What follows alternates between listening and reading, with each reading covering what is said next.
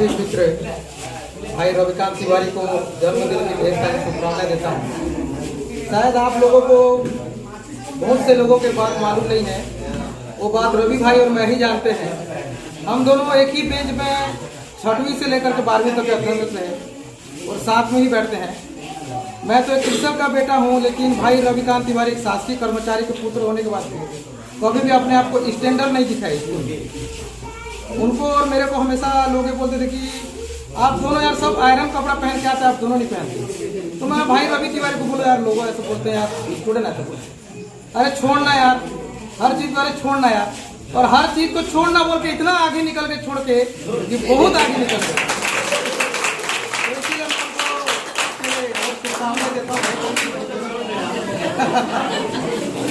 बस इतना ही कहना चाहूँगा मेरे मित्र के लिए, वो आप आगे और निरंतर आगे बढ़िए, यही मैं प्रभु श्री राम से आपके लिए मनोकामना करता हूँ। सबसे पहले तो आज के जो कहना चाहिए हीरो भाई रवि तिवारी जी को जन्मदिन की ढेर सारी बधाई और शुभकामनाएं। और यहाँ जितने भी मैं तो दिल से धन्यवाद देता हूँ। खासकर विकास का ही आइडिया होगा, मुझे पता है। तो आप सभी को पार्टी रहा कहते हैं, देखो के जो भी गौरव है सबको मैं कोटि कोटि नमन करता हूँ।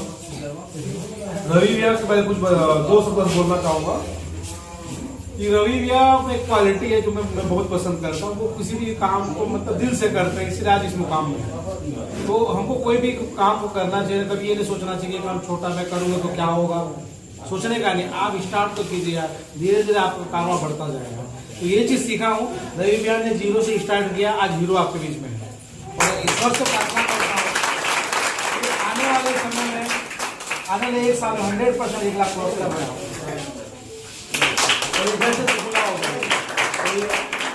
बस ईश्वर से प्रार्थना करता हूँ कि ऐसी आप देखोगे और इस क्षेत्र का नाम रोशन करते रहें। आशा करते हैं कि छत्तीसगढ़ में सबसे बड़ा चैनल अभी का हो।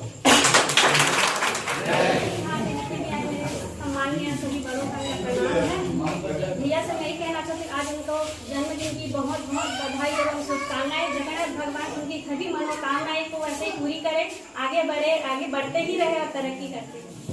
राम के सभी नागरिकों मैं आपको बताना चाहूँगा, रवि भाई जब वोकल से लोकल में आए, रवि भाई वोकल से लोकल में आए, तो आपको मैं बताना चाहूँगा, बोले कि भैया मेरा एक खुद का चैनल चालू कर रहा हूँ भैया, कैसे बोलते हैं पूछे मेरे को। तो मैं बोलता है नहीं भैया बहुत बढ़िया अच्छी बात है। वो एक 5वें नंबर का फॉलोअर है ना, सब्सक्राइब करते हैं, वो मैं ही हूँ। रवि भाई को और जब भी 1000, 2000, 3000 जब भी पहुंचता था मैं उनको बधाई देता था, भाई आज 1000 पहुंचा है, कल 2000 पहुंचा है, अभी 25,000 पहुंचा। और मेरे मोबाइल में बता दूं कि देखिए पहले नंबर पे सब्सक्राइब मेरे मोबाइल पे है, पहले नंबर पे। तो मैं अपने ढंग से थोड़ा देना चाहूँगा रवि भाई को, गाना गाते हैं ना।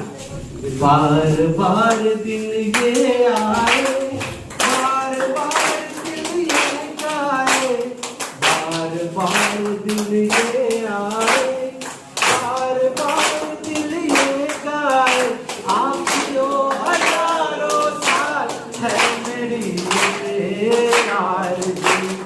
Happy birthday to you, happy birthday to you, happy birthday Ravi Tiwari, happy birthday to you. आज हमारे बीच बर्थडे बॉय रवि भैया उपस्थित हैं। उनका बर्थडे हम सभी मिलजुल कर मना रहे हैं। और मैं कहना चाहूँगी कि ये देवू में पहला ऐसा बर्थडे होगा।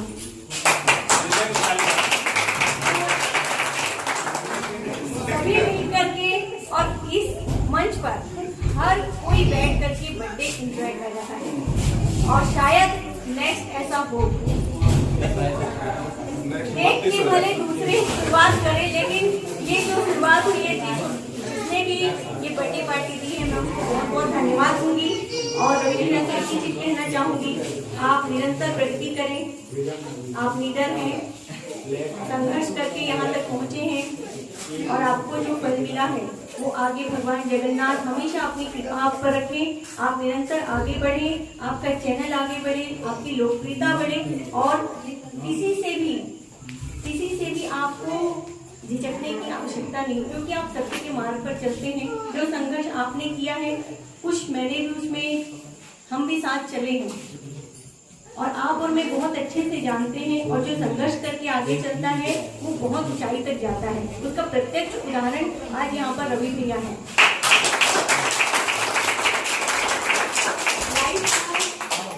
संघर्ष करके आगे बढ़ने वाला कभी पीछे नहीं मुड़ता और कभी पीछे नहीं हटता। वो एक उदाहरण के रूप में हमारे बीच हैं। आज जन्मदिन है उनका, उनको बहुत बहुत बधाई देती हूँ मैं। Happy birthday to you.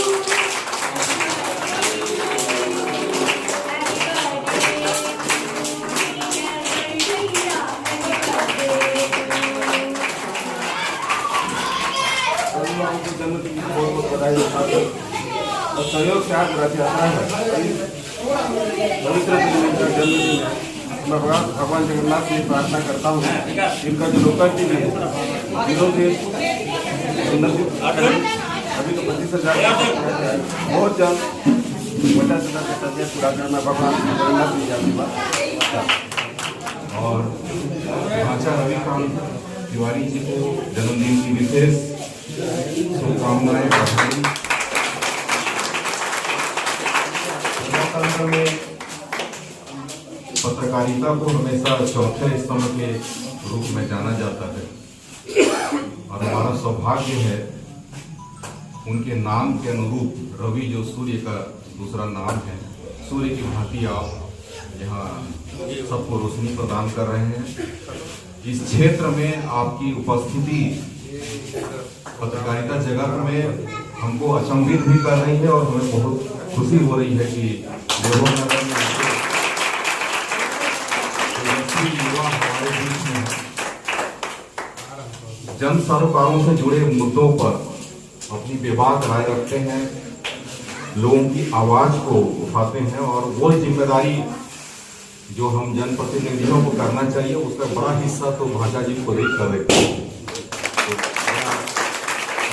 सौभाग्य है कि आपके जन्मदिन में यहाँ उपस्थित होने का हमें अवसर मिला है।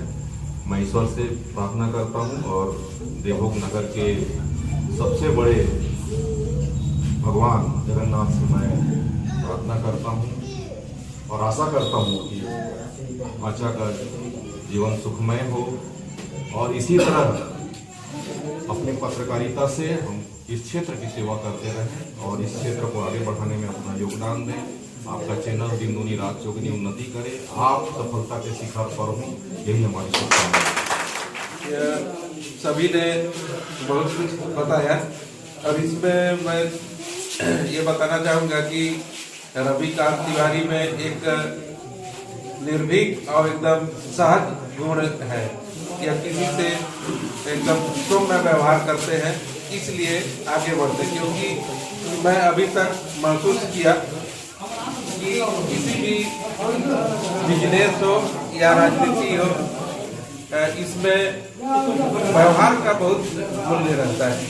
यदि आप व्यवहारिक हैं, अच्छे से बात करते हैं, तो सब आपको लाइक करेंगे।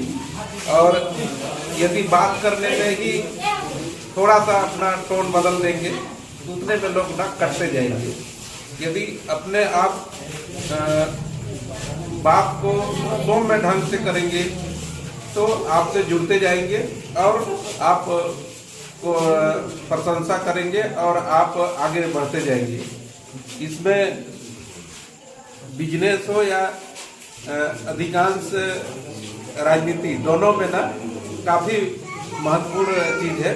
और ये चीज़ अपने रवि भैया में है कि सभी से अच्छे से बात करते हैं, इसीलिए सभी अधिकारी कर्मचारी भी से भी इनका लगाव अच्छा रहता है और आगे निरंतर बढ़ रहे हैं। और मैं चाहूँगा कि हमेशा आगे बढ़ते रहें, हजारों साल। और सबसे बड़ी बात बताता हूँ मैं आप लोगों को, आज रवि तिवारी मेरा भांजा है। आज इस मुकाम पर नहीं रहता हूँ। अगर मेरी माँ 2 दिन खाना नहीं खाए रहती और नहीं रोए रहती तो आज ये इसका इंदौर में इंजीनियरिंग में लग चुका था। उसके बावजूद जब जीजा जी और मेरा भाई राजेश मिश्रा उसको लेके गए थे इंजीनियरिंग में, और वहां पर जो भी बातचीत तब कंप्लीट होने के बाद वहां से फोन आया, फिर माँ हमारी दीदी बोली कि माँ खाना पीना कुछ नहीं खा रही है, इसको वापस लेके आओ। वापस लाने के बाद फिर रवि तिवारी वापस आया और जीजा वापस लेके आए। उसके बाद रवि तिवारी, मैं और जीजा इसको लेके गए हम लोग रायपुर तरुण छत्तीसगढ़ प्रेस में, जो मेरे फूफा ससुर जी का प्रेस मालिक है वो, उनके पास लेके गए और बोले कि इसको एक ऐसा व्यक्ति बनाइए आप, इंजीनियर अगर बनता है तो कोई भी व्यक्ति रे और बे बोलता है, आप ऐसा व्यक्ति बनाए कि उससे मतलब लोग अदब से और इज्जत से बात करें। तब हमारे यहाँ की साली मीनू करके एक है और जो वो GTV में बोलती है, वो बोली कि जीजा जी आप रवि को प्रेस में डालो। उस दिन से हम इसका BJ में एडमिशन कराए और आज आप लोगों के समक्ष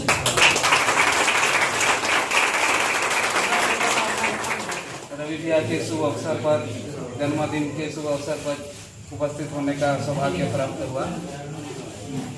आज मैं एक चीज आपको बताना चाहता हूँ। हम हीरो आते हैं तो सेल्फी लेते हैं, या कोई बड़े आदमी आते हैं तो सेल्फी लेते हैं, लेकिन आपको चीज बता रहा हूँ, आज छोटे से लेकर बूढ़े तक के भी रवि भैया का फ्रेंड हो चुके हैं और सेल्फी लेने के लिए तरसते हैं और सेल्फी ले भी जाते हैं। रवि भैया को भगवान से प्रार्थना करता हूँ कि लंबी उम्र हो और उनका चैनल छत्तीसगढ़ में जो उमेश भैया बोले कि पूरा टॉप में आए। बहुत बहुत धन्यवाद रवि भैया।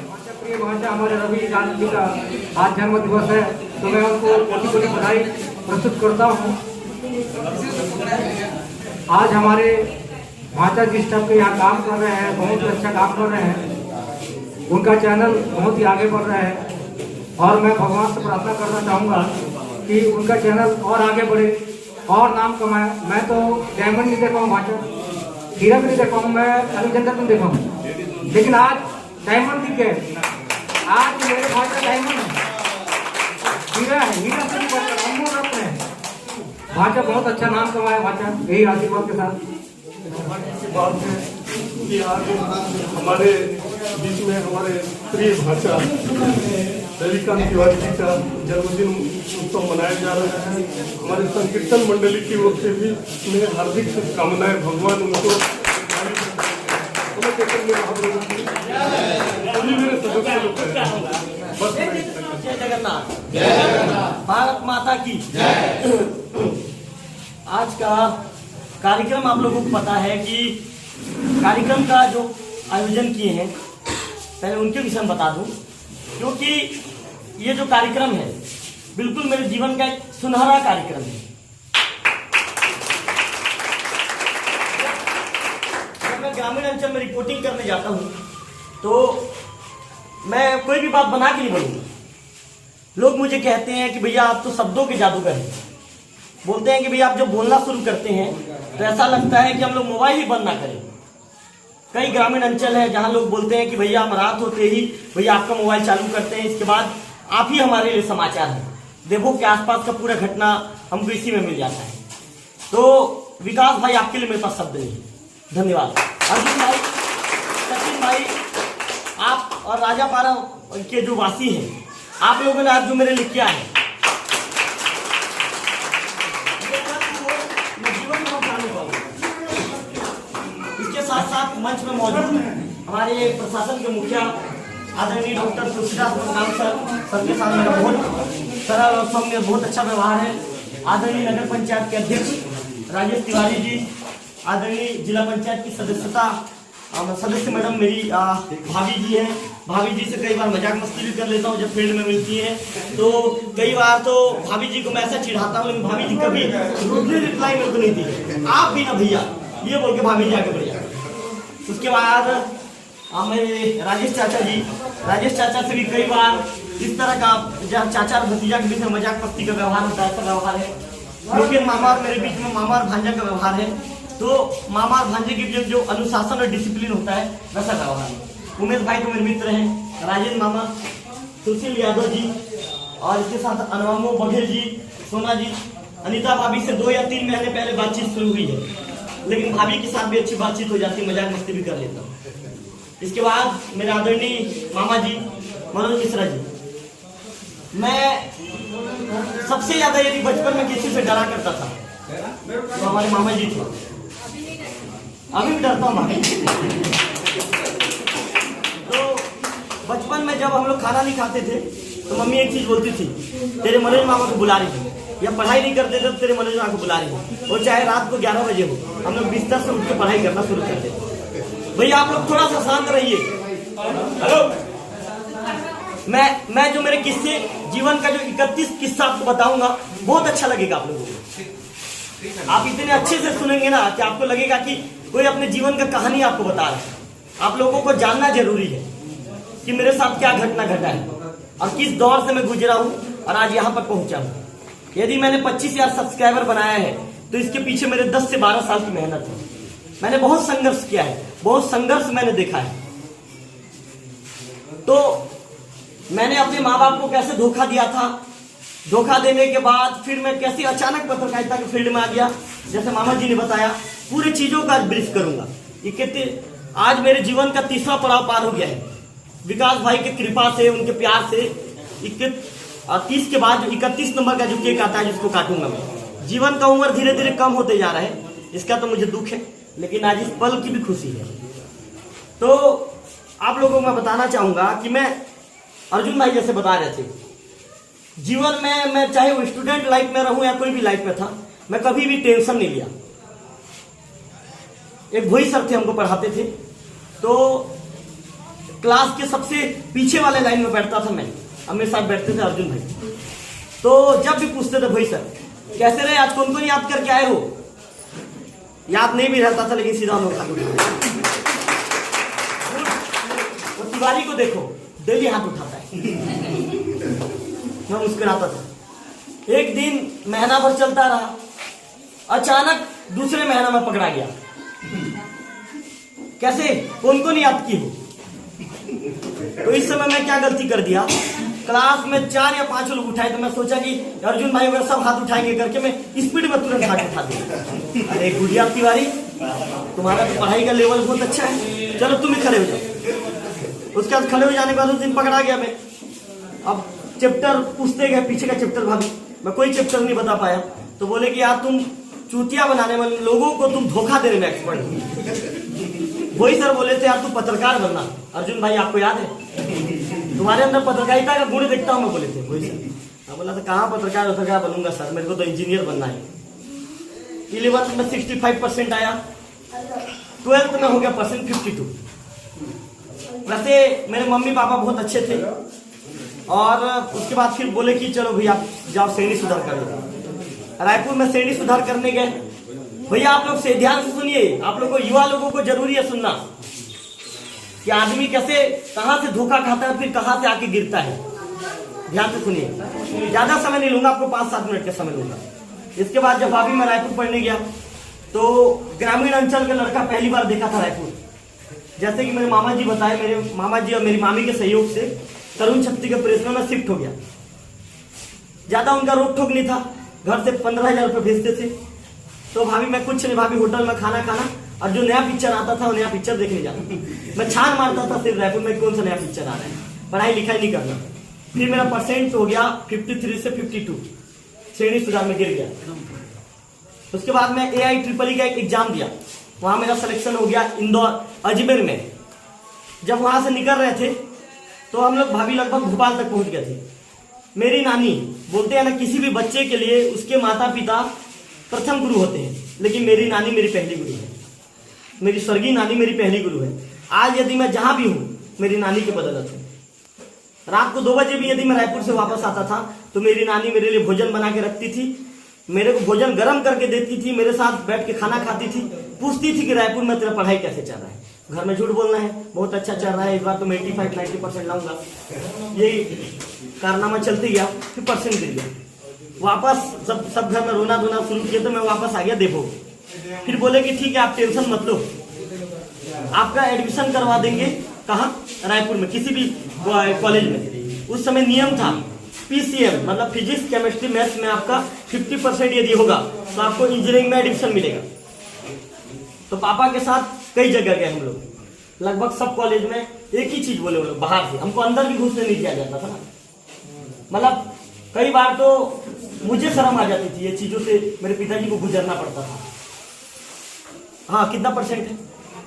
48, पीसीएम में 48, सॉरी सर। कई बार तो हम लोग ये बोले कि भैया पेमेंट भी ले लो और हमको एडमिशन दे दो, नहीं हुआ। उसके बाद फिर लास्ट में थक गए, तो फिर हमारे यहाँ पापा बोले कि चल मैं देखो जा रहा हूँ, अब तेरे को सोच लेना, विचार लेना तो क्या कोर्स करना है। तो मैं घूमते घूमते कहीं पे देखता था, सिटी प्लेस में लगे रहता था, जैसे कई जगह बैनर पोस्टर लगे रहता था, बीबीए कोर्स कीजिए, महीने में 1 से 1.5 लाख रुपए कमाइए। अब मैं बोलता था यार बीबीए का कोर्स कर लूंगा, महीने में 1.5 से 2 लाख रुपए तो आराम से कमा लूंगा। हाँ पापा, हाँ बोलना पापा, मैं ऐसे करता हूँ पापा, बीबीए कर लेता हूँ। ये बीबीए क्या होता है बाद में समझ जाऊंगा ना पापा, 1.5 से 2 लाख रुपए तो कमा लूंगा, वो तो पोस्टर में लिख दिया है। ठीक है चल तेरा बीबीए में एडमिशन कर दूंगा। कब आओ? रायपुर। अब रायपुर मत आओ, आप खाली पैसा भेज दो बस, मैं करा लूंगा।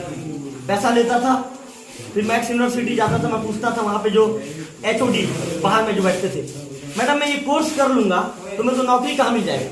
क्या बात करते हैं सर, आपको तो बेंगलोर और दिल्ली में नौकरी मिल जाएगा, आपको 1.5 से 2 लाख रुपए का आपको आवक रहेगा। मैडम तो अच्छी बात है, कितने साल का कोर्स है? 4 साल सर, 5वें साल तो आप किसी कंपनी के मैनेजर बन के बैठोगे। अरे बहुत अच्छी बात मैडम, मैडम लीजिए पैसा, एडमिशन कर दीजिए। पेमेंट दिया, 4 दिन में पढ़ाई करता था, 5वें दिन फिर वही पुरानी कहानी मेरे जीवन के साथ जुड़ते चली गई। अंतिम बेंच में बैठता था, वहां के जो हैदराबाद और भी जो हाई एजुकेटेड जो टीचर होते थे पढ़ाते थे, तो इंग्लिश में पढ़ाते थे, इंग्लिश में बोलते थे। मैं बोलता था यार काला अक्षर भैंस बराबर, कई बार तो मैं सोता था बाहर में पीछे तक जाके। तो फिर मैं पापा को फोन किया, पापा ये मेरे द्वारा नहीं हो पाएगा पापा। अरे यार तू क्या करेगा, 30,000 रुपये तू पटा दिया, 5 दिन गया। पापा एक बार मेरे ऊपर भरोसा करो, मैं थोड़ा 2-3 दिन घूम लेता हूँ, उसके बाद आपको बताऊंगा कि मैं क्या करना है। फिर मैं घुमा करता था, घूमने के दौरान उसके बाद फिर मेरे को एक वहाँ के जो एक व्यक्ति थे उनके साथ मेरी बातचीत होती थी, चाय दुकान में आते थे, तो मैं चाय दुकान में बैठ के चाय पी रहा था। वो मेरे कंधे में हाथ रखे, बोले रवि भाई आप बहुत टेंशन में हो यार। भैया क्या टेंशन में नहीं रहूंगा भैया, बीबीए करने गया, वहाँ पे 1.5 लाख से 2 लाख रुपए कमाऊंगा करके सपना दिखाया, कोर्स ही इतना हार्ड है भैया। अरे रवि भाई आपके लिए बहुत अच्छा कोर्स बताता हूँ। बोले बताइए भैया। आप ऐसे करो रवि भाई, साइंस में आप BSc कर लो, आप रवि भाई कम से कम 70 से 80 हजार रुपये कमाओगे, आप प्रोफेसर तो बन जाओगे। भैया तो आप बहुत अच्छा बात बोली। भैया हिंदी मीडियम है कि नहीं? क्योंकि मेरे को भैया मैं ऐसे भी गधा रहा हूँ, इंग्लिश तो मेरे को आता नहीं। ठीक है मैं आपके लिए इंग्लिश मीडियम हिंदी का जुगाड़ करता हूँ। फिर शाम को उनका फोन आया, रवि भाई 20,000 रुपया लगेगा। अरे भैया पैसे का आप क्यों टेंशन लेते हैं भैया, मैं मैनेज कर लूंगा। हाँ पापा, हाँ बोलना पापा, मैं BSc कर लेता हूँ पापा, मेरा जीवन भी सेट हो जाएगा, 70-80 रुपये का 80,000 कमा लूंगा। अरे यार फाइनल तो है ना, तू करेगा ना, एक बार भरोसा करो। फिर पापा पैसा भेजे, 15,000 रुपये भेजे, मैं 20 मांगा था। मैं गया मैडम को दिया, मैं बोला मैडम एडमिशन से पहले मेरे को आप पुस्तक दिखाओ, क्योंकि फिर इस बार आप इंग्लिश मेरे को दे दोगे मैं पढ़ नहीं पाऊंगा, मेरा पैसा बर्बाद हो जाएगा। गंभीर था मैं, लेकिन ये सब चीज मैं जानबूझ के नहीं कर रहा था। फिर मैडम पुस्तक दी, पुस्तक में ही 8-10 पन्ना को पलट के देखा, हिंदी में था।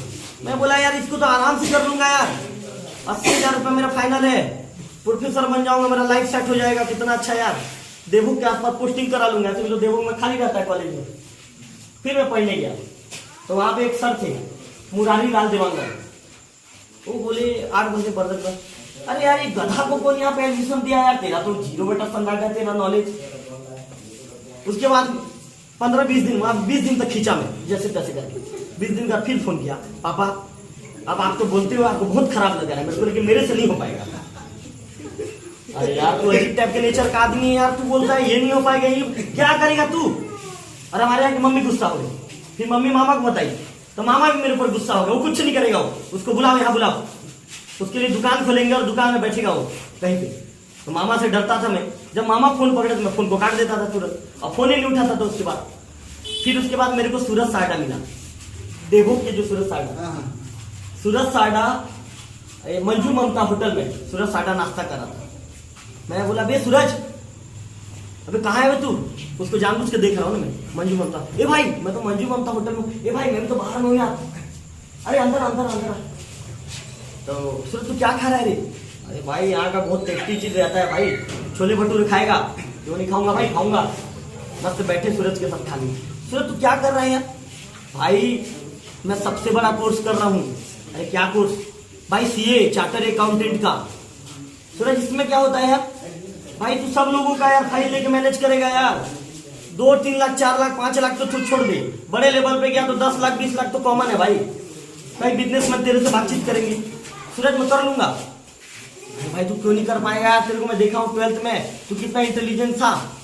सूरज मेरा मजाक मत उड़ा भाई, मेरा 52% है यार। 2 बार श्रेणी सुधार किया हूँ, तू मेरा मजाक उड़ा रहा है। नहीं भाई तू कर लेगा। सूरज क्या करना पड़ेगा? भाई 35,000 रुपये यार पहले तू एडमिशन कर देना पड़ेगा। फिर मैं फोन किया पापा को, तेरे में पापा एक चीज फाइनल हो चुका है और 101% फाइनल हो चुका है। अब कोई कॉम्प्रोमाइज नहीं, कोई बातचीत नहीं। अब मैं पापा सीए बन के देखो आऊंगा, और देखो भी नहीं आऊंगा। रायपुर में रहूंगा मैं। उस समय बहुत बड़ी बड़ी बात करता था, आप लोग को बता दूं। रायपुर में रहूंगा, आप लोग के लिए पापा बंगला खरीदूंगा, बड़े बड़े बिजनेसमैन से बातचीत करेंगे। पापा मेरे को सूरज साइडा बताया है। ये सूरज कौन है? सूरज पापा हमारा देखो का। ठीक है यार तू करेगा ना पक्का? चल ठीक है यार, अभी पेमेंट मिलेगा तो मैं तेरे को 20,000 दे दूंगा। 20,000 दे दूंगा, तू करेगा ना? पापा 100% है। अब आपको मैं फोन ही नहीं करूंगा वापस। फिर गया मैं वहां पे पढ़ने के लिए। वहां पे पहले होता है सीपीटी का कोचिंग। सीपीटी के बाद आप यदि सीपीटी पास हो जाओगे तो फिर आपका सीए में एंट्री होगा, फिर आईपीसीसी होता है। मैं सब बेसिक को समझ जाता था। तो उसके बाद फिर ठीक है, तो गया 20 दिन 25 दिन। उसका जैसे टेस्ट हुआ तो टेस्ट में फिर 100 नंबर में मेरे को 11 नंबर मिला। बोले यार आपके घर में तो बुलाना पड़ेगा आपको, आपके पिताजी को। तो उसके बाद एक दोस्त था, वो बोला तो टेंशन क्यों लेता है यार, मैं मैनेज कर लूंगा भाई, तेरे पिताजी बन जाऊंगा ना। भाई तू पक्का मैनेज कर लेगा ना? मैनेज कर लूंगा। लेकिन भाई सुन, इसके लिए आज मेरा बर्थडे है, तेरे को 1000 रुपए का जो खर्चा है वो उठाना पड़ेगा। भाई मेरे पास तो यार 500-600 रुपए है यार, 1000 कहाँ से उठा पाऊंगा? तू 600 भी दे दे, चल मैनेज हो जाएगा। 600 रुपए ले लिया। उसका नाम था सुनील। उसके बाद वो आदमी जब पेरेंट्स बना तो पकड़ा गया। उसके बाद फिर बोले कि एक मैडम थी आरती शर्मा करके, बोले मिस्टर तुम तुरंत तुम्हारे पिताजी से बात करो। पापा वो एक मैडम आपसे बात करना चाहेंगे। कैसे, तेरा अच्छा नंबर आएगा? पापा पहले बात तो कर लो। बात आपका लड़का इस लेवल का ही नहीं है, क्यों आप समय खराब कर रहे हो, क्यों समय बर्बाद कर रहे हो? ये नहीं कर पाएगा।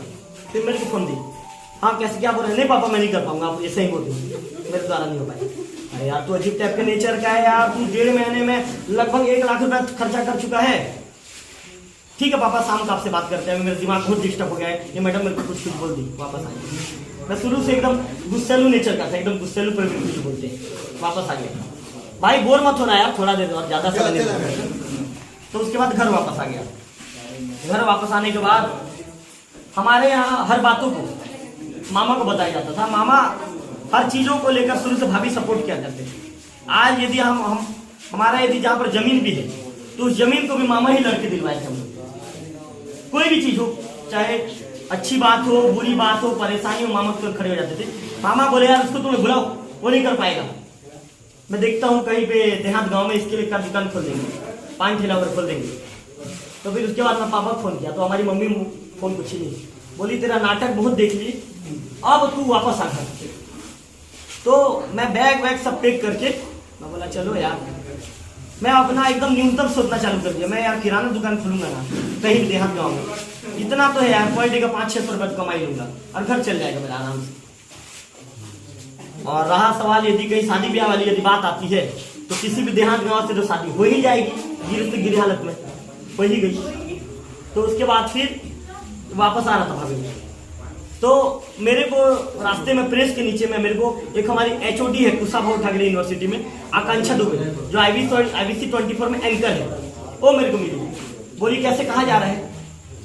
नहीं मौसी मैं सब कोर्स किया, कुछ नहीं कर पाया तो मैं देवभोग जा रहा हूँ। अरे तू तो देवभोग का देहाती है रे, तू क्या कर पाएगा, तेरे से क्या उम्मीद था? वो बात मेरे दिल पे लग गया यार। साला मैं पैर आगे नहीं बढ़ा पाया यार, एकदम ज्यादा शर्मिंदगी महसूस हुआ मेरे को। चल जा, तू कर भी क्या सकता है, हम लोग का नाम खराब किया। अब वो मौसी मामा जी को बोलती है जीजा जी, जीजा जी का नाम खराब किया, जा चल जा, देवो में जा कोई दुकान खुलना। मैं सोचा यार साला मैं इतना गिर गया क्या यार, देवो जाऊंगा तो और लोगों की नजर में गिर जाऊंगा। साला मेरे पास 2 ही रास्ता बचा है यार, साला या तो कुछ कर लूं या सुसाइड कर लूं, तीसरा तो यार देवो जाना ही बेकार है भाई। फिर भी मैं हिम्मत करके पंडरी बस स्टैंड तक गया। पंडरी बस स्टैंड में उस समय शंभू खान, जो इकबाल खान का लड़का, उस समय वो गाड़ी धोता था। मैं बोला भाई मेरे पास पैसा नहीं है यार। अरे रवि भैया कैसे बात कर रहे हो, आपको मैं घर तक ले जाऊंगा, घर पहुंचते आप पैसा दे देना। ठीक है, आपको मस्त आगे सीट में बिठा के ले जाऊंगा, मामा जी आप बोर तो नहीं हो रहे। तो उसके बाद फिर बस में बैठ गया। फिर मेरे मन में क्या चीज आया तो कि मैं रिटर्न उतरा। मैं बोला फिर घर में फोन किया तो घर में पापा मेरे से बात ही नहीं की। मम्मी बोली तेरे को जो करना है तू कर, हम लोग से तेरा रिश्ता खत्म। ऐसे भी तो हमारा इमेज खराब कर ही चुका है। लोग बोलते हैं कि देखो वो सूरज शर्मा के लड़के को देखो वो इंजीनियरिंग कर लिया, वो नवीन अवस्थी के लड़के को देखो इंजीनियरिंग कर लिया। इसका लड़का क्या किया, 2 बार 12वीं पास हुआ, 2 बार 12वीं पढ़ा, पहले बार लाया 52, दूसरे बार लाया 51, 1% और कम हो गया। इसके बाद इसका लड़का 1.5 से 2 महीने में 1.5 से 2 लाख रुपए खर्च किया। क्या किया, कुछ नहीं किया। कई लोग बोलना चालू कर दिए कि रिटर्न ले आओ, रिटर्न ले आओ। तो मैं बोला एक बार तो पापा से बात करा दो। तो बोले अब हम लोग बात ही नहीं कराएंगे, और तुम उससे फिर बात करोगे, वो फिर पैसा भेजेंगे, तुम उनका पैसा दुरुपयोग करोगे। नौकरी वाले हैं, उनको 10 से 15 हजार रुपये उसमें तनख्वाह मिलता था, उनको 15 से 20 हजार। और जैसे तैसे हमारा जीवन चल रहा है। अब हम लोग को तू परेशान मत कर, तू कुछ कर रहा है तू कर, जा तेरे को होटल में काम करना है तू कर। मैं आप लोगों को बता रहा हूँ, सुनिए, माँ बाप के धोखे के साथ, भरोसे के साथ यदि जो खेलेगा उसका अंजाम यही होगा, ठीक है। उसके बाद मैं मामा से भी इतना ज्यादा डरता था कि मैं तो मामा का ही फोन नहीं उठाता था, बात करने की बात तो बहुत दूर। मैं बोला यार वाकई में मैं अपने आप को धोखा दे दिया यार। अगले दिन सवेरे में उठा, अब पैदल में 4-4.5 किलोमीटर गया और 7:30 बजे मैं पहुंचा हमारी आकांक्षा दुबे जो मौसी थी उनके घर। बोली कैसे आना पड़ा, देखो नहीं गया। नहीं मौसी मेरा आँख खुल गया। तेरा क्या आँख खुल गया? नहीं मेरे को लग रहा है कि मुझे कुछ करना चाहिए। तू कुछ नहीं करेगा, अभी भी पत्रकारिता में एडमिशन कराऊंगी और तू भग जाएगा, मेरे को सब पता है। भगोड़ा आदमी है तू, चला गया तो चाय वाय पी ले, बिठाई चाय पिया। तो मौसी सुनो ना, एक निवेदन था आपसे। क्या निवेदन? मौसी मेरा एडमिशन करा देते आप। तो साहब जो पुरानी बस्ती में एक वो है, एक अग्रसेन महाविद्यालय, वहाँ पत्रकारिता मेरा एडमिशन करा दो मौसी, पढ़ूंगा मैं। नहीं तू नहीं पढ़ेगा, तेरे द्वारा नहीं हो पाएगा, नहीं कर पाएगा। मौसी एक बार आपसे निवेदन है, प्लीज मौसी भरोसा कीजिए। चल ठीक है, कल आ जा। अब कितना दिन खींचेगा देखती हूँ। भरोसा तो देखा तेरा है नहीं, तो 4-5 दिन में फिर यहाँ से रिटर्न हो जाएगा। मैं प्रिंसिपल को बोल दिए रहूंगी कि इसको डेमो के रूप में आप 5 दिन ले लीजिए, क्योंकि ये भगोड़ा आदमी है, हर जगह से भाग जाता है। तो फिर मेरे को डेमो के रूप में वो लोग लिए। वहाँ पे एक प्रिंसिपल थे आंध्र प्रदेश की, राव करके। तो फिर वो इंग्लिश में बात की। मैं बोला सर मेरे को इंग्लिश में नहीं आता सर, मैं बहुत वीक हूँ। जो भी है सर आप हिंदी में बात कीजिए सर। एक विभाग सर थे, तो बोले क्या करना चाहते हो? मैं बोला सर करना तो चाहता था इंजीनियरिंग, लेकिन सर पत्रकारिता करना चाह रहा हूँ। क्यों? मैं बोला सर कॉलेज में एडमिशन ही नहीं मिला। क्यों? नहीं परसेंट इतना आया। ठीक है यार, अब भाई तेरे लिए कुछ नहीं बचा, तो पत्रकारिता ही कर ले यार, जैसे तैसे जिंदगी जी लेगा भाई, जैसे बाकी लोग जी रहे हैं। ठीक है सर। अब मैं पत्रकारिता की पढ़ाई वहाँ करना चालू किया। 5-6 दिन 7 दिन में तो मन ये लगता था कि फिर भागो, लेकिन अपने मन को मैं बांध के रखा। नहीं यार, यहाँ से भागा मतलब साला जीवन का फिर सब रास्ता बंद हो जाएगा। 7-8 दिन तक पढ़ाई किया, फिर बोला मौसी में 8 दिन खींच लिया। 8 दिन खींच लिया तो कोई तोप का नाल वाला काम किया, फिर कोई बड़ा काम किया है क्या, कि कोई गोल्ड मेडल जीत लिया है, मेरे को बताने आया नहीं मौसी मैं करूँगा। हाँ ठीक है चल। फिर जैसे तैसे करके वो खुद अपने से मेरा एडमिशन करा दी। पत्रकारिता का पढ़ाई करते करते करते उसके बाद फिर फर्स्ट सेम में मैं 59% लेके आया। उसके बाद बोली कि चल ठीक है कोशिश करना। वैसे करते करते करते करते मैं कॉलेज में उसका फिर गोल्ड मेडल हो गया। अच्छे से पढ़ाई किया, अच्छे लेवल पे पहुंचा। मतलब मैं ये कहूँगा, गोल्ड मेडल तो नहीं कहूँगा मैं, गोल्ड मेडल तो खैर एकदम टॉपर को कहते हैं, मैंने गलत कह दिया। परसेंट मेरे अच्छे आए, 70, 75, 80। उसके बाद धीरे धीरे मेरे को ऐसा मौका मिलते गया। मैं जो हरिभूमि के जो मालिक हैं हिमांशु द्विवेदी जी, उनको पत्रकारिता का मुख्यमंत्री कहा जाता है, मैं उनके सामने बैठ के पत्रकारिता सीखा हूँ। IBC 24 में मैं इंटर्नशिप किया हूँ। तो ये सब बात आप लोगों को बताने का मकसद ये था कि व्यक्ति जीवन में कहीं भी नहीं हारता। आप पीपल के पेड़ को देखे हो, पीपल का पेड़ 8वें फ्लोर में भी पीपल का पेड़ उगता है। तो पीपल का पेड़ एक हमको बहुत अच्छा सीख देता है कि जीवन में व्यक्ति को कभी भी नहीं हारना चाहिए। आज तो यहाँ पे मैं काम कर रहा हूँ, दिन और रात लगे रहता हूँ। मैं अभी हाल ही में 1.5 महीने पहले मैं पीठापारा गया था न्यूज बनाने। न्यूज बना के जब 9 बजे रात को वापस आ रहा था तो एक किसान और एक किसान की पत्नी दोनों मेरे पास आए और उनके बुलाने का तरीका ऐसा था कि मैं घबरा गया, मैं डर गया। बोले कि आपको हमारे घर जाना ही पड़ेगा। मैं बोला अंकल रात हो गया अंकल, नहीं जा पाऊंगा। नहीं ना उड़िया बोला आपको जाना ही पड़ेगा। वो लेडीज की उड़िया आपको जाना ही पड़ेगा। तो एकदम ज्यादा जिद करके विक्की मेरे को बोला भैया रिस्क कर लिया, कोई दिख नहीं रहा है, इसका घर जंगल में है, साला कोई घटना वटना हो गया तो आप कैसे करोगे। बोला विक्की बात तो सही है यार, लेकिन आदमी तो बैग को रख लिया है भाई, तुम बैग को छीनो ना। तो विक्की बैग को छीनने का प्रयास किया तो बैग को सामने वाला सर दिया ही नहीं, हमको ले गया। करीब पीठापारा गांव से 1.5 किलोमीटर की दूरी में जंगल में उनका घर पड़ता है। हाँ जी माझी वाला। तो अंदर तक हम लोग गए। मेरे मन में इतना डर था, साला एक चौड़ा सा रास्ता, छोटा सा रास्ता, आधा दूर बाइक भी नहीं जाता। मैं बार बार पूछता था उसको उड़िया में, बाबा मुझे क्या जलो छो, बाबा मेरे को क्यों ले रहा हूँ, चाल तो बाबू। विक्की तो दूसरा प्लानिंग चल रहा है यार विक्की, मैं मैसेज करके रहता हूँ भाई, क्या भरोसा भाई, कई तरह के लोग हैं विक्की, वहाँ 8-10 लोग होंगे, पहले से निपटा दिए तो, और साला मुकेश चंद्राकर वाला केस हो गया तो सिर्फ विक्की में स्टेटस में रह जाऊंगा लोगों के। भैया ये तो आप सही बोल रहे हो। तो उसके बाद हम लोग गए। जाने के बाद भाभी दोनों पति पत्नी मेरा पैर धोए, मैं उनको नहीं जानता ना, दोनों मेरा पैर धोए। और उसके बाद पूरा मोहल्ला आ गया कि रवि तिवारी आया है, मेरे साथ फोटो खिंचवाने के लिए, मेरे साथ बातचीत करने के लिए। कई लोग, बच्चे लोग आके मेरे से गले लग गए। उसके बाद दोनों पति पत्नी जो चीज ला के दी आप लोग को बताऊंगा, मैं बिल्कुल भावुक होकर मेरे आंख से आंसू निकल गया। उन लोग बोले कि हमारे उपज का ये पहला हिस्सा है, उस पहले हिस्से को हम आपको दे रहे हैं।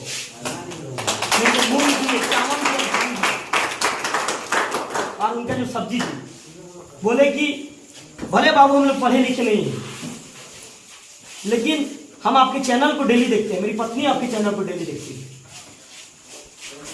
तो आज जब मैं लोकल टीवी में काम करता हूं तो मुझे काफी संतुष्टि मिलती है। दिन भर मैं इसके लिए लगे रहता हूं, 24 घंटे, मतलब इसमें मान के चलिए रात हो दिन हो किसी भी समय देना पड़ता है, 24 घंटे एक्टिव रहना पड़ता है।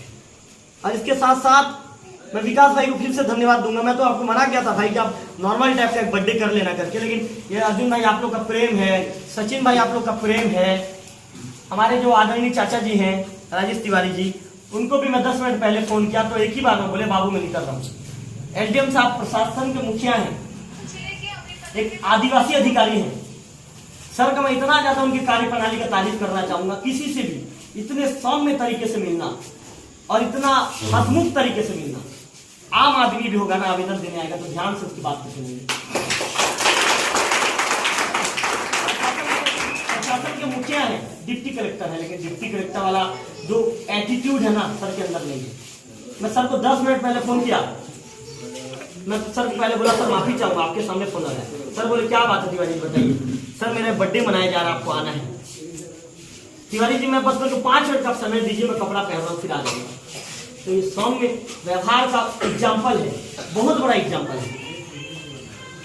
और आज के समय में मेरी स्वर्गीय नानी को भी मैं याद करना चाहूंगा कि जिनके चलते आज मेरा जीवन है। भाभी आप लोग का ज्यादा समय तो नहीं लिया, खैर मेरे को लगता है कि आप लोग कुछ लोग बोर भी हो गए होंगे, लेकिन ये जीवन की चीजें हैं जो आज के युवाओं को जानना जरूरी है कि आदमी को कभी भी टूटना नहीं चाहिए।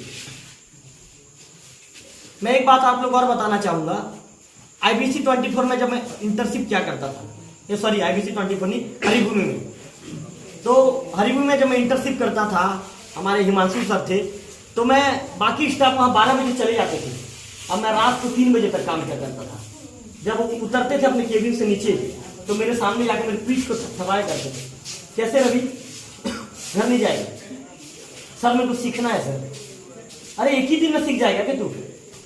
फिर एक दिन दीपावली का छुट्टी था, वहां पूरे रिपोर्टर छुट्टी में थे और हमारा काम था टीवी में जो ब्रेकिंग चलता था उस ब्रेकिंग को नोट करना और उसके बाद एडिटर को बताना अंदर जाके कि सर एक बड़ी खबर आई है सुकमा से, बीजापुर से, बलरामपुर से। तो उस दिन 12:30 बजे रमन सिंह वापस आने वाले थे जब रमन सिंह मुख्यमंत्री थे। तो मेरे को हिमांशु सर बुलाए, बोले रवि कोई तो रिपोर्टर नहीं है, चले जाएगा क्या? तो मैं बोला सर यदि आप भरोसा करेंगे तो चले जाऊंगा सर। मेरे को सर सवाल भी पूछने नहीं आता। ठीक है, बाकी रिपोर्टर पूछेंगे, तेरा मन करेगा तो पूछ देना। मेरे अंदर एक गंदा आदत ये है कि मैं शुरू से एग्रेसिव नेचर का हूँ। कोई व्यक्ति यदि कुछ पूछता है तो मेरे मन में ये आता है कि मैं क्यों कर नहीं पा रहा। जब रमन सिंह को भाभी सब लोग आईडी टिकाए, सब मुख्यमंत्री थे, तो उस दौरान मैं रमन सिंह से एक एंटी सवाल पूछ दिया। मैं बोला डॉक्टर साहब आप कहते हैं कि बिल्कुल आपके कार्यकाल में विकास दिख रहा है, ऐसा वैसा ये हो, सर यहाँ पे ये चीजें हो गई, यहाँ पे ये चीजें हो गई। नॉर्मल चीजों को मैंने पूछा, तो उसके बाद मुझे समझाया गया कि पत्रकारिता में चीजों को बैलेंस करके आपको चलना है, शासन प्रशासन को साथ में लेकर चलना है, शासन की अच्छी चीजों को आपको दिखाना है, प्रशासन की अच्छी चीजों को दिखाना है। आज यदि एसडीएम साहब यहाँ के मुखिया हैं तो भाई यदि कहीं पे कोई एंटी चीजों को हम दिखा रहे हैं तो हमारा फर्ज ये भी बनता है कि पॉजिटिव चीज को दिखाना है। आज हमारे राजेश तिवारी चाचा जी नगर पंचायत के प्रथम अध्यक्ष हैं, यदि कहीं पर कोई बात होती है तो उन चीजों को हमको बैलेंस करके दिखाना है, क्योंकि हमारे नगर की गरिमा वाली बात होती है। होता है कि आपको चीजों को बैलेंस करके, चीजों को समन्वय स्थापित करके आपको दिखाना है। और इसके साथ साथ मैं जितना भी विकास भाई आपके लिए शब्द कहूँ कम है, आपके साथ लड़ता हूँ, आपके साथ झगड़ता हूँ। फोन में जब भी मेरी विकास भाई से बातचीत होती है तो दोनों एक दूसरे से लड़ते और झगड़ते बातचीत करते हैं। तो अनिता भाभी एक दिन मेरे को पूछती है फोन करके, भैया आप दोनों का रिश्ता अच्छा है कि नहीं है? क्या हो गया भाभी? भैया मैं टेंशन में आ जाती हूँ, आप दोनों एक दूसरे को फोन में एकदम चिल्लाते हो जोर जोर से। भाभी रिश्ता तो बहुत अच्छा है भाभी, आप क्यों ऐसे बोलते हो? भैया तो आप लोग साथ ठीक ठाक बात कीजिए। तो आज भी हम दोनों ऐसे ही लड़ते, कहीं भी मिलते हैं लड़ते झगड़ते बातचीत करते हैं। और अर्जुन भाई को तो पता है जीवन में हर चीज को छोड़ छोड़ छोड़ छोड़ ही बोलता हूँ। आज भी यदि कोई चीज मिलता है, कोई भी व्यक्ति आपको मिलता है तो उसको भी छोड़ देता है। इसके साथ साथ मेरे आदरणीय बड़े भैया मोहिनी डोंगरी जी का भी धन्यवाद ज्ञापित करना चाहूँगा। आप लोगों का मैं नाम नहीं जानता, उतना पता है कि हमारे जो बड़े भैया हैं सचिन टांडिया जी की भाभी हैं, आपका भी आभार व्यक्त करूंगा।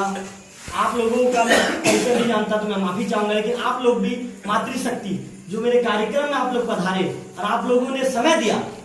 कुछ लोग तो यहाँ पे बोर भी हो गए होंगे कि यार रवि तिवारी क्या बोल रहे हैं,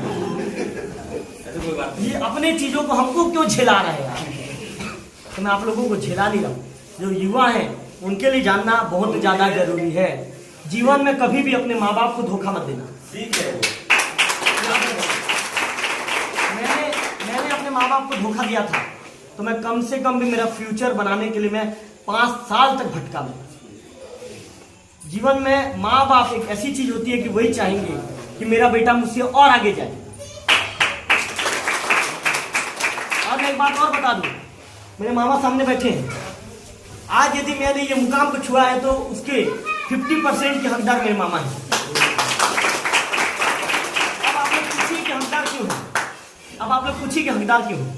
आप लोग को ये जानना जरूरी है। आप लोग बिना जाने ताली बजा देते हो, मेरे को लगता है कि आप लोग मेरा मन रखने के लिए ताली पे ताली ठोके जा रहे हो। मामा मेरे को हमेशा टांट मारा करते थे। टांट मतलब वो चाहते थे कि मैं कुछ करूं जीवन में। कई जगह सार्वजनिक जगह में बोला करते थे कि इसके लिए तो जेसीबी ला दूंगा यार, जेसीबी का ड्राइवरी करना और जो भी मैं पेमेंट होगा मैं दूंगा। उस दौरान मैं मामा की बातों को गलत थॉट में लिया करता था, गलत थिंकिंग में लिया करता था कि भाई देखो मेरे को मेरे मामा कैसे चिढ़ा रहे हैं, कैसे बोल रहे हैं। लेकिन आज मुझे पता चलता है कि यदि जो व्यक्ति आपके विषय में भलाई सोचता है तो बिल्कुल आपके सामने वो कठोर वर्डों से ही आपसे बात करेगा, मीठे शब्दों से आपसे बात नहीं करेगा। तो कुल मिलाकर मैं मामा का भी धन्यवाद ज्ञापित करना चाहूंगा और इसके साथ साथ और एक व्यक्ति का भी धन्यवाद ज्ञापित करना चाहूंगा जिनके चलते पत्रकारिता के फील्ड में मैं लगातार आगे बढ़ा। वो है पुरुषोत्तम पात्र। ठीक है, क्यों मैं उनके विषय में बात कर रहा हूं ये भी आपको बता दूंगा। पुरुषोत्तम पात्र जी मन के बहुत अच्छे हैं, दिल के बहुत साफ हैं, लेकिन वो कठोर वर्ड में बातचीत क्या करते हैं। कई दिनों तक उनके साथ मेरी बातचीत बन रही, 1.5 साल 2 साल 2.5 साल 3 साल तक बातचीत बन रही। उस दौरान टांच मारे जैसे जो चीजों को जो व्हाट्सएप में लिखा करते थे या कहा करते थे या बोलते थे, मेरा बुरा उन्होंने कभी नहीं चाहा। मैं खुले मन से उनको गलत नहीं बोलूंगा, उनकी बुराई नहीं करूंगा। किसी भी व्यक्ति का बुराई करना गलत है। पत्रकारिता के क्षेत्र में हालांकि लोकल टीवी को आज लोकप्रियता मिल गई, लेकिन पत्रकारिता के क्षेत्र में वो भीष्म पितामह हैं। मुझे बोलने में कोई गुरेज नहीं है, मुझे बोलने में कहीं कोई गुरेज नहीं है कि पत्रकारिता के क्षेत्र में उन्होंने भी अपना एक अलग ही नाम स्थापित किया है। पत्रकारिता के क्षेत्र में सुपर सीनियर है। तो जिस तरह से वो टांच मारा करते थे भाभी, तो वो लगता था कि मेरे को यार आगे बढ़ना चाहिए, आगे बढ़ना चाहिए। तो वही टांच को लेकर, वही टांच को मुझे लगता था कि भाई इन बातों को मैं गंभीरता से लूँ, सीरियस लूँ, करके मैं आगे बढ़ता चला गया। और बाकी तो आप लोगों को पता है, उमेश जी के विषय में पता है, राजेश चाचा के पता है, लोकेश मामा के विषय में पता है, एडम साहब तो मेरे आदरणीय है ही, उनके साथ तो बैठता हूँ तो मजाक मस्ती तो करते ही रहता हूँ। सर मुस्कुराते हैं, मैं भी मुस्कुराता हूँ। मामा जी के विषय में पता है, सुशील यादव भैया के विषय में पता है, अनामो मामा के विषय में पता है, सोना जी के विषय में पता है, मेरे दोनों भाभी के विषय में पता है। मेरे दोनों प्यारी भाभियां हैं और दोनों से मजाक मस्ती करते रहता हूँ। नेहा भाभी के चेहरे में मुस्कुराहट देख भी रहे हो। जब भी इंटरव्यू करता हूँ तो भाभी को कई बार भाभी को ऐसे ऐसी चीजों को पूछता हूँ खुद के। हालांकि भाभी बहुत चालाक है, चाणक्य है, राजनीति की बताती नहीं है। ऐसे अनीता भाभी भी सीख गई है, दोनों एक दूसरे के सामने बैठ के पारंगत हो गए। तो जब भी इनका इंटरव्यू करूंगा तो कोशिश करूंगा कि कुछ नए चीजों से इनको सामने लेकर आऊं, इनके मन की बातों को। तो चलिए अब ज्यादा लेट नहीं करते हुए केक काटना शुरू करते हैं। मोरे भैया आपका धन्यवाद जो आपने हमें संबोधन के लिए मौका दिया। इसके साथ साथ विकास मेरे भाई, आपका मैं जितना आभार व्यक्त करूँ कम है। आपने विकास भाई, जैसे नेहा भाभी ने बताया, ये बर्थडे का पहला ऐसा बर्थडे है, देखो ब्लॉक पहला ऐसा बर्थडे है। आज आपने मेरे ऊपर एक बहुत बड़ा कर्ज डाल दिया है। इस कर्ज को, इस एहसान को उतार पाना संभव नहीं है। तो चलिए भाई हम लोग सब मिलकर केक काटते हैं।